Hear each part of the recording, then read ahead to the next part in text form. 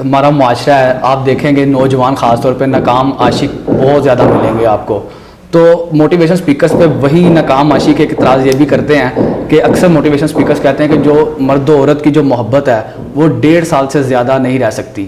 جو اس کے بعد دعویٰ کرتا ہے محبت کا، موٹیویشن سپیکرز کہتے ہیں کہ انسان کی نفسیات کے خلاف ہے یہ بات، وہ یا تو ڈرامے بازی کر رہا ہے یا وہ کوئی اور بات ہے.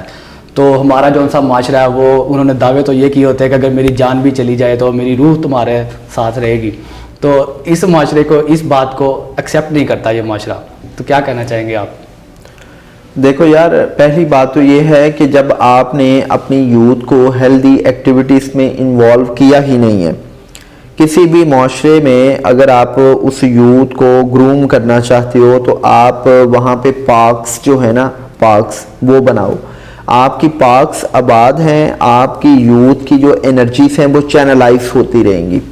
نمبر 1، یہ جو عدم برداشت ہے، یہ جو منفی رویے ہیں، یہ جو غصہ ہے، یہ جو لڑائی جھگڑے ہیں، ان کے خاتمے کی ایک بڑی بہترین ٹیکنیک یہ ہے کہ آپ اپنے ملک میں پارکس بنائیں اور آباد کر دیں.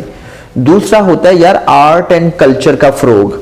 یہاں پہ مجھے بتائیں، آپ گجرانوالہ میں رہتے ہیں، آپ نے گجرانوالہ میں کبھی سنا ہے کہ کوئی ایسے کوئی ڈرامہ، کوئی آرٹ، کوئی کلچر، کوئی الحمرا ہال میں جس طرح لاہور میں کوئی ایکٹیویٹی کوئی نہ کوئی ہوتی ہے؟ ادھر گجرانوالہ آرٹس کونسل میں میں نے دیکھا ہے کہ کبھی کبھار کوئی ایک ادبی محفل ہو جاتی ہے، وہ بھی بڑی لمیٹڈ سی، اور اس میں کوئی 15-20 سے زیادہ لوگ شرکت نہیں کرتے.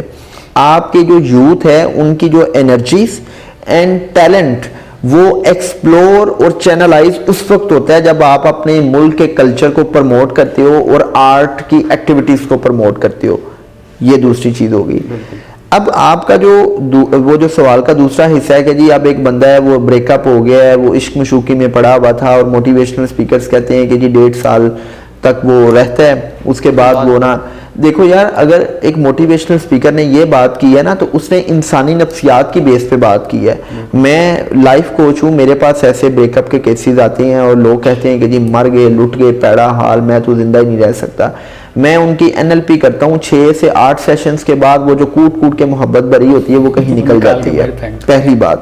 دوسری بات یہ ہے کہ دیکھیں، جب ایک بندے کے ساتھ بریک اپ ہوتا ہے تو وہ تو ساری عمر نہیں آپ بلا سکتے، لیکن آپ اگر اس کو بلانا چاہتے ہیں یا آپ اس سارے کے سارے سینیریو سے نکلنا چاہتے ہیں تو سب سے پہلے تو یہ ایکسیپٹ کر لو کہ یہ ہو گیا ہے، میرا بریک اپ ہو گیا، یہ ایکسیپٹ کر لو.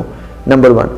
نمبر 2، پھر آپ بلانے کی شعوری کوشش کریں گے. ہم کیا کرتے ہیں؟ ہم شعوری کوشش بھی نہیں کرتے، ہم ایکسیپٹ بھی نہیں کرتے، ہم اس کی تصویریں اور اس کے سٹیٹس اور اس کی ساری چیزوں کے ساتھ کنیکٹ بھی رہنا چاہتے ہیں، ہم اس کی خبر گیری بھی رکھتے ہیں، اور پھر ہم کہتے ہیں ہمیں بھول نہیں رہا. اور بھائی کیسے بھولے گا؟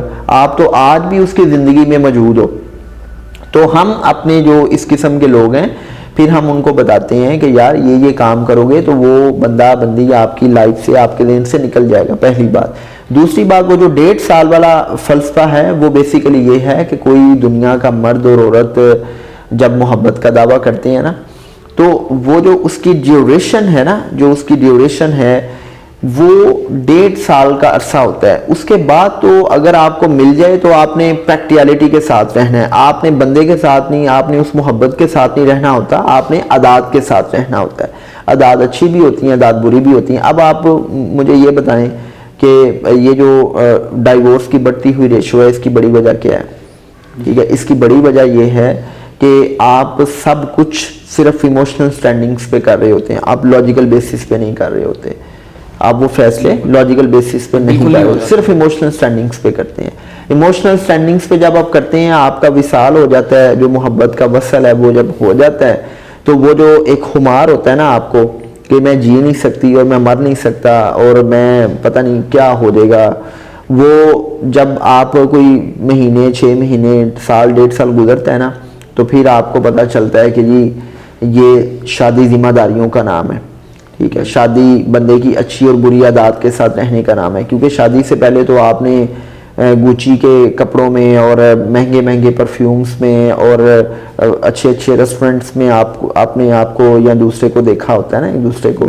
اور شادی کے بعد تو آپ نے صبح اٹھ کے جو ہے نا وہ آپ نے وہ ان واش چہرہ بھی دیکھنا ہے. آپ نے یہ بھی دیکھنا ہے کہ وہ بو والی جرابیں بھی ہیں. آپ نے یہ بھی دیکھنا ہے کہ مجھے کوکنگ بھی کرنی پڑتی ہے. آپ نے یہ بھی دیکھنا ہے کہ مجھے ہسبینڈ کی ذمہ داریاں بھی ادا کرنی ہیں. ہسبینڈ کو یہ بھی دیکھنا ہے کہ مجھے بیگم کی جو ڈیمانڈز ہیں کہ میرے لیے یہ لے آئیے گا, یہ بھی پورا کرنا ہے.